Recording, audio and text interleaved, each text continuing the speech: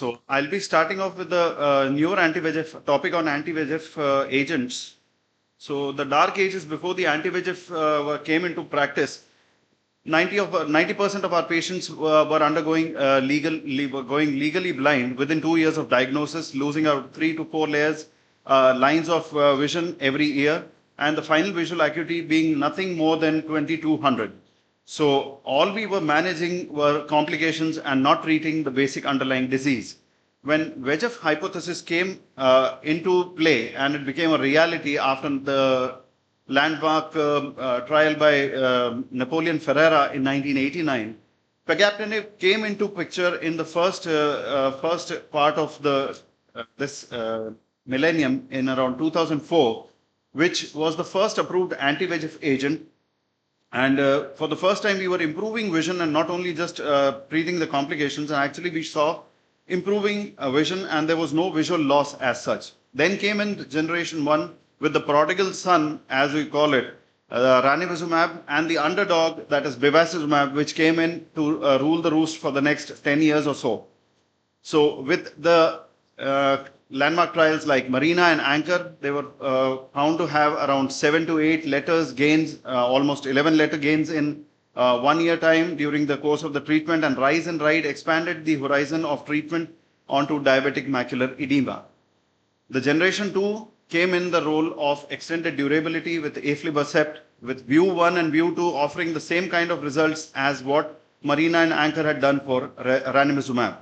But the only limitation with this drug was that about 50% of patients required less than 8 weekly intervals, although the clinical impact of the drug was such that it was an extended interval approval, but only about 50% of the patients were being able to manage at more than 8-week treatment gap. So Vivid and Vista provided the same kind of details about aflibercept in DME, what Rise and Ride did for ranibizumab, and then on and so forth. Anti-VEGF became the standard of care across various indications like AMD, DME, and vein occlusions alike. Then came in what we would like to probably call something like the generation 2.5, in which incremental gains became very important. So in 2019, it's almost like 6 years when this molecule had come into view, that is brolucizumab, which was the smallest anti-VEGF till date. The Hawk and Harrier showed that around 56% of the patients maintained 12 weekly interval treatments.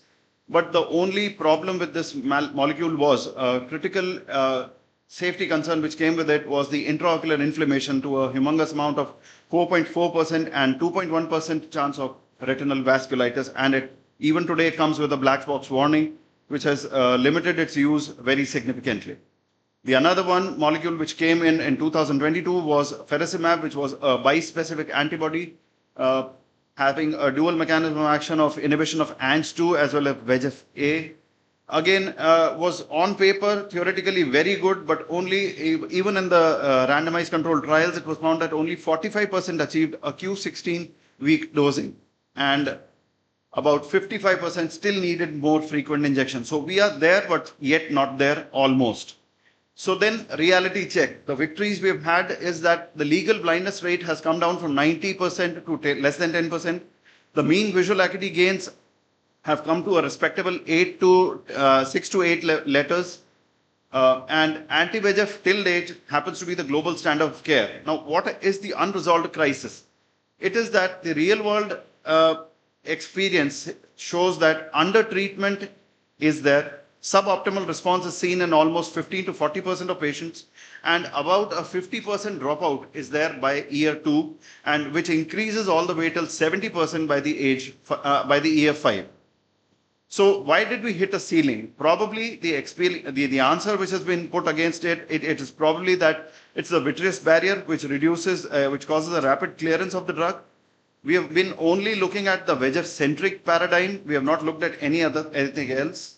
And probably tachyphylaxis, which is seen in around 10 to 20% of patients.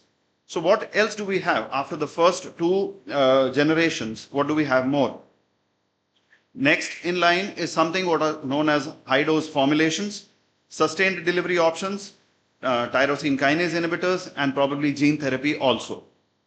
So high dose aflibercept 8 milligrams, that is the next thing which is around the corner for at least India in the next year or so, which is anticipated. It's said to have a four times higher molar dose as compared to the 2 milligram aflibercept which is currently available with us.